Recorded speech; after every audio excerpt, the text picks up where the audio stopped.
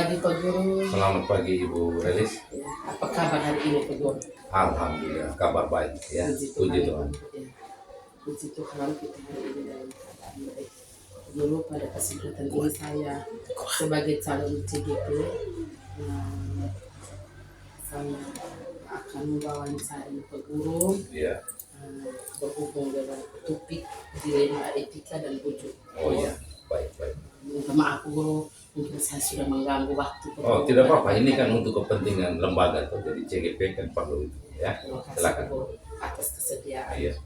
Jadi Pak Guru, pada pagi hari ini ada beberapa pertanyaan yang saya ajukan kepada Pak Guru. Silakan. Terima kasih.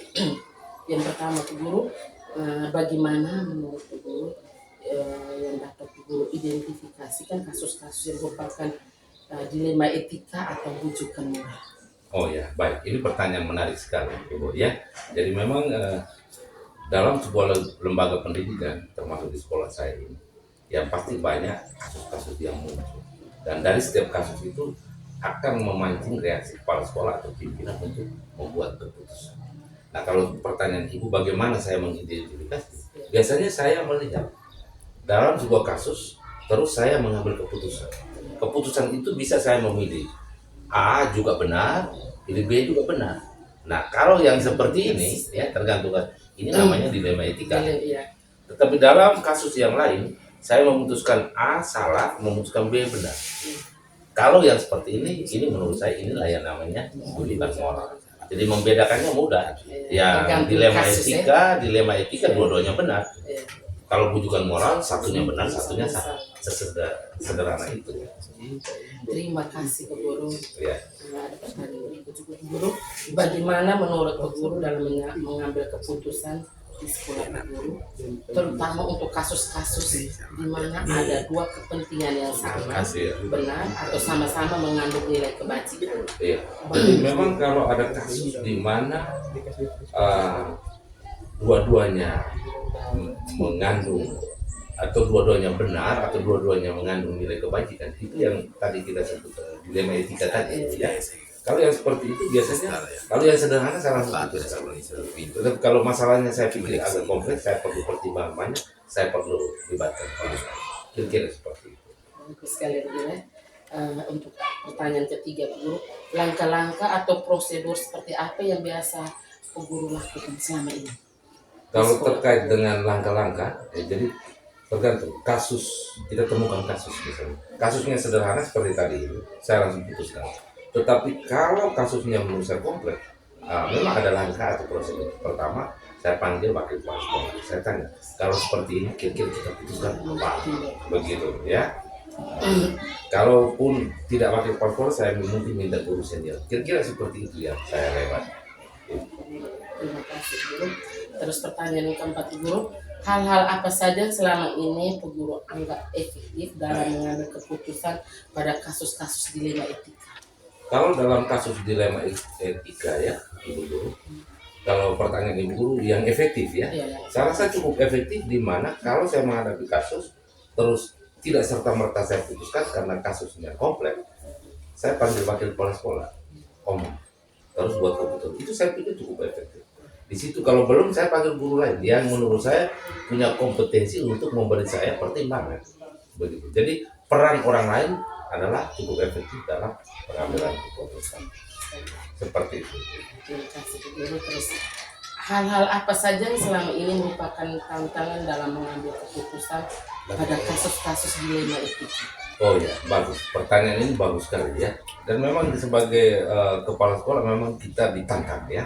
Sehingga yang menjadi tantangan utama saya dalam proses pengambilan keputusan untuk kasus-kasus yang berhubungan dengan dilema etika. Yang pertama, kesadaran akan pendidikan ini masih rendah, baik itu dari siswa, baik itu juga dari orang tua.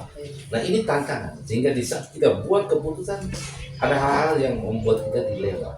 Jadi tantangan sumber utamanya dua ini, tetapi bukan berarti dua ini saja, masih banyak. Yang bisa Pak Guru apa ini dua dulu. Iya, begitu. Itu tantangan utama maksudnya ya. Terima kasih Pak Guru. Pertanyaan yang keenam Pak Guru, apakah Pak Guru memiliki sebuah tata cara atau jadwal tertentu dalam sebuah penyelesaian kasus dilema etika.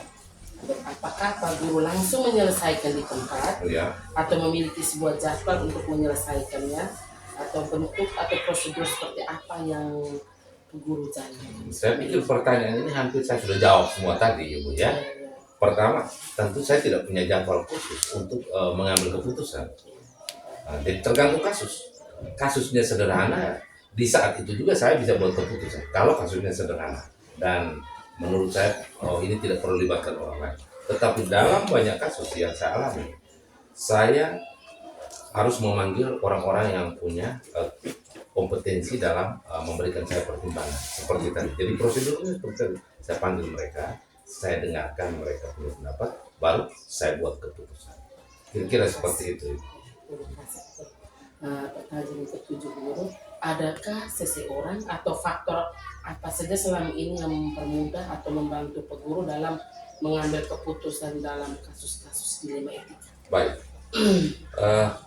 saya jujur bahwa selama saya menjadi kepala sekolah di sini, saya tidak sendiri berpikir dan mengambil keputusan. Sehingga orang yang paling berperan menolong saya dalam memberi pertimbangan biasanya memang dari wakil kepala sekolah. Kalau tidak, mereka saya akan melihat guru siapa yang paling tepat memberi saya pertimbangan. Saya panggil, begitu. Jadi kira-kira orang-orang seperti itu yang saya anggap mempunyai andil atau peran untuk saya dalam mengambil keputusan. Iya. Terima kasih Guru. Mungkin ini pertanyaan terakhir. Oh, terakhir ini ya. Bagus. Dari semua hal yang telah disampaikan, pembelajaran apa yang dapat Pak Guru petik dari pengalaman Pak Guru dalam mengambil keputusan dilema etika? Iya, terima kasih Ibu Elis. Jadi memang dialog kita walaupun singkat ya, tapi saya pikir pertanyaan terakhir ini juga pertanyaan yang baik sekali ya. Dialog kita ini saya pikir saya bisa ambil pembelajarannya bahwa dalam mengambil sebuah keputusan, apalagi keputusan itu yang berhubungan dengan dilema etika ataupun mungkin bujukan moral, tapi dalam kasus ini dilema etika ya, kita perlu melibatkan orang lain. Orang lain itu bisa saja wakil kepala sekolah, bisa saja guru, tergantung konteks masalah. Jadi pelajaran yang bisa saya ambil dari dialog kita ini bahwa dalam pengambilan keputusan kita butuh orang lain untuk memberikan kita pertimbangan. Kira-kira seperti itu, Ibu.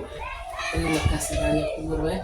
Guru sudah dari jawaban Pak Guru dari pertanyaan yang saya berikan tadi sangat menginspirasi saya, sangat memotivasi saya untuk menjadi pos belajar saya ke depan. Mudah-mudahan sebagai calon guru penggerak cepat selesai karena setelah itu bisa jadi kepala sekolah ya. Masih proses belajar. Masih proses ya. Ya, silakan Ibu ya. Selamat siang. Selamat.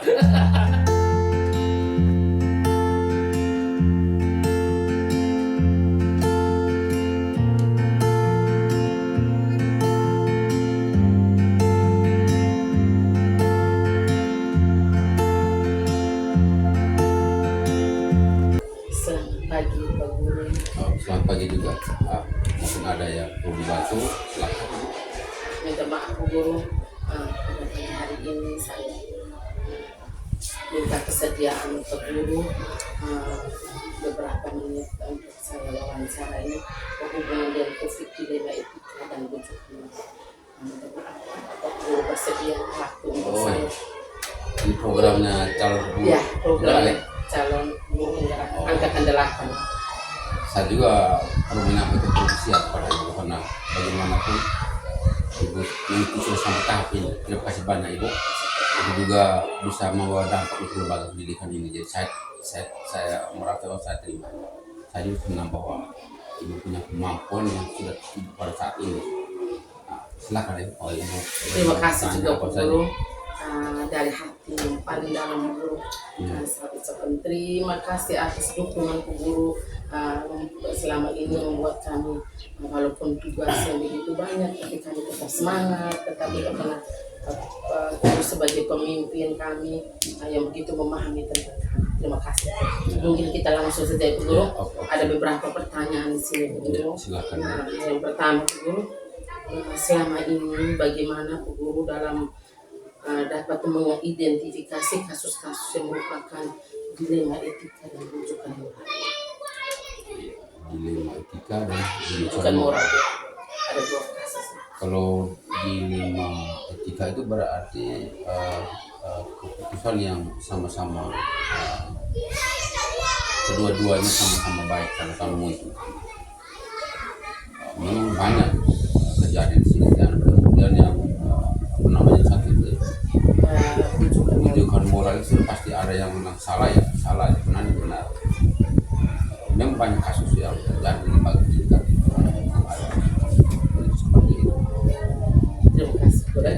Pertanyaan yang kedua Guru, selama ini bagaimana Pak Guru sebagai kepala sekolah dalam menjalankan pengambilan keputusan di sekolah kita ini, terutama untuk kasus-kasus yang dimana ada dua kasus yang kepentingannya sama, atau sama-sama mengandung nilai kebajikan, Satu kasus yang sama-sama mengambil keputusan yang di mana sama-sama benar. sama-sama dua kepentingan sama-sama benar. Oh, iya. Mungkin saya bisa menceritakan dulu pengalaman itu pernah lakukan. Di sini ada aturan-aturan. Untuk kita di sini Beli tidak tahu. Iya. Etika di sebuah lembaga pendidikan itu yang kita sudah buat, termasuk membuli anak-anak lain dari anak-anak yang satu dan anak lain. Itu kita punya peraturan kemarin kan 5 tahun, 5 kali berturut-turut dia melakukan membuli teman-teman lain, berarti dia dengan sendirinya dikeluarkan. Dan itu terjadi, ada satu anak, 2 anak yang terjadi. Ketika saya mau mengambil keputusan bahwa sesuai dengan aturan, berarti saya kesian anak. Logika saya ini, logika saya sesuai dengan aturan. Tapi perasaan hati saya tidak tega untuk melepaskan dia dari lembaga pendidikan.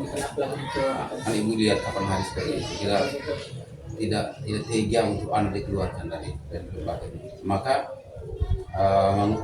keputusan itu saya mencoba untuk memberi kesempatan 3 bulan lagi pada anak itu, sehingga mungkin ibu sudah tahu, sehingga anak itu dia bisa menyesuaikan diri dan bisa berubah. Dan saya lihat betul dalam 3 bulan dia tidak melakukan hal yang sama. Benar-benar dia mau Kemudian dia berubah, akhirnya dia sekolah kembali. Itu yang kita bersyukur bahwa memang dilema juga sebagai kepala sekolah, aturan atau manusianya. Karena kita yang penting itu manusia, kita manusia. aturan yang dibuat oleh manusia. Manusia ya. Akhirnya kita mengambil keputusan begitu. Mudah-mudahan dia berubah, ternyata berubah. Terima kasih Guru ya. Nah, sekarang ada pertanyaan yang ketiga Guru. Langkah-langkah atau prosedur seperti apa yang bisa Pak Guru lakukan selama ini dalam menghadapi kasus-kasus seperti ini? Ya, ini memang ada kasus-kasus yang kita ini memang butuh langkah-langkah. Saya itu biasanya kalau melihat kasus terlalu berat, itu saya minta teman-teman atau saya punya senior. Tapi yang paling pertama saya dekati kalau ibu kasus seperti ini, bagaimana keputusan yang mau kita ambil.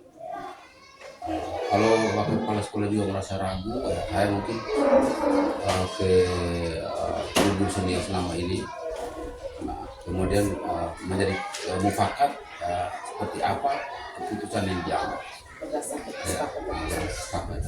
Karena menurut saya walaupun hebat-hebatnya kepala sekolah, tapi dia sekolah tidak sehebat yang otak lebih banyak. Untuk masukkan Ya.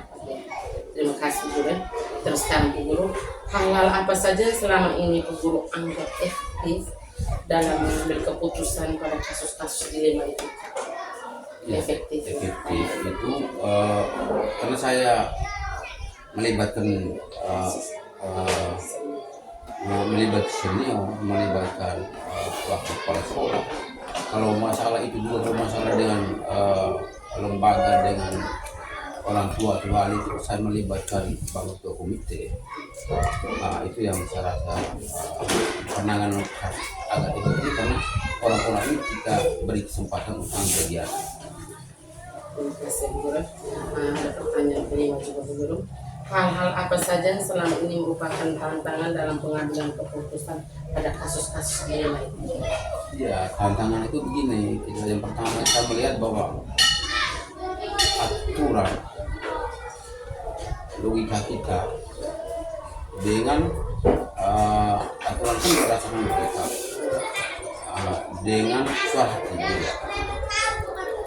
Suara hati kita itu saya merasa kasihan kalau kita betul-betul tegakkan aturan. Itu tantangan saya. Ya, kemudian kepada siswa atau orang tua yang menyekolahkan anaknya itu kan tidak memahami apa tujuan, apa maksud supaya anak itu disekolahkan. Itu yang menjadi tantangan berat, pemahaman dari orang tua terhadap bagaimana lembaga pendidikan ini sebenarnya untuk mencerdaskan bangsa, karakter di sana di sini. Itu tantangan berat dari orang tua maupun dari siswa. Meskipun sekarang peguru memiliki sebuah atau jadwal tertentu dalam sebuah menyelesaikan kasus dilema itu, apakah ada peguru langsung menyelesaikan saat masalah atau memiliki sebuah jadwal untuk menyelesaikan dalam bentuk atau prosedur seperti apa yang peguru jalankan? Oh, tergantung dari konteks masalah itu. Masalah ini dengan siapa? Masalah itu anak-anak atau guru atau orang tua. Tergantung dari konteks masalah. Kalau yang sederhana, ya saya lakukan. Jadi tidak ada jadwal. Saya lakukan membuat keputusan. Tapi kalau yang cukup rumit, itu biasanya saya musyawarah bersama teman-teman mengambil kesepakatan mufakat, sehingga mungkin itu yang lebih efektif, lebih bagus. Semuanya tergantung situasi dan keadaan atau masalah yang ada masalah yang siapa, situasi mana ya. Kita tidak jadwal, kita jadwal kalau kita membuat program ini kan situasional, jadi lebih tidak dijadwal. Nah, terus sekarang adakah seseorang atau faktor-faktor apa saja yang selama ini yang mempermudah atau membantu peguru dalam mengambil keputusan dalam kasus-kasus ini? Oh, tentunya kita tidak bisa kita sendiri. Yang faktor-faktor atau seseorang itu tentunya satu senior dan satu faktor.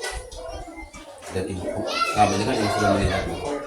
Karena ibu juga saya libatkan di dalam mengambil keputusan ini. Memang ibu juga termasuk senior, makanya saya juga melibatkan juga tentang mengatasi masalah yang terjadi di sekolah ini. Terima kasih Bu. Pertanyaan terakhir dari semua hal yang telah disampaikan tadi, pembelajaran apa yang dapat peguru petik dari pengalaman peguru dalam mengambil keputusan tentang dilema itu? Yang pertama, saya melihat sebuah kasus harus segera ditangani. Semua kasus harus ditangani. Dan karena begini, takutnya jangan sampai kasus mengikuti menyebar. Karena kita tidak tahu kalau kasus itu ada orang ketiga, ada orang berikutnya yang membuat kasus makin besar.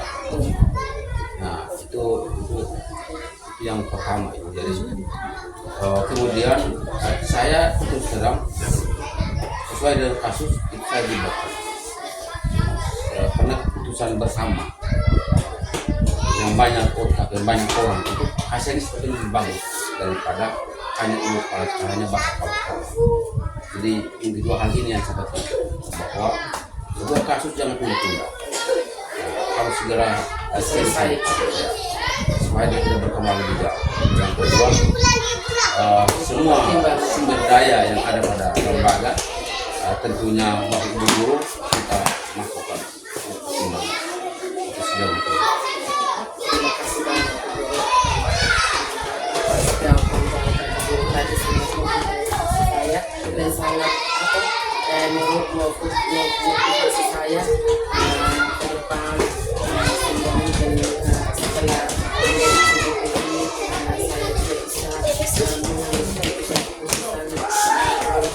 lima. Ya, memang ibu calon guru, calon kepala sekolah. Jadi pengalaman-pengalaman ini menjadi inspirasi ibu ke depan. Sebuah inspirasi ibu ke depan. Bila ada masalah seperti ini ya nanti pijakan ibu. Seperti itu. Jadi saya sebagai kepala sekolah ibu, saya juga sekali lagi mau menyampaikan profesi untuk ibu sudah sampai di sini. Jadi misalkan ke depan berjuang semaksimal mungkin supaya program ini ibu bisa jalani sampai selesai dan berhasil. Karena sudah pasti ke depan dan kalau saya perlu belajar. Ya, Ya. terima kasih Oke. banyak Bapak Tekse.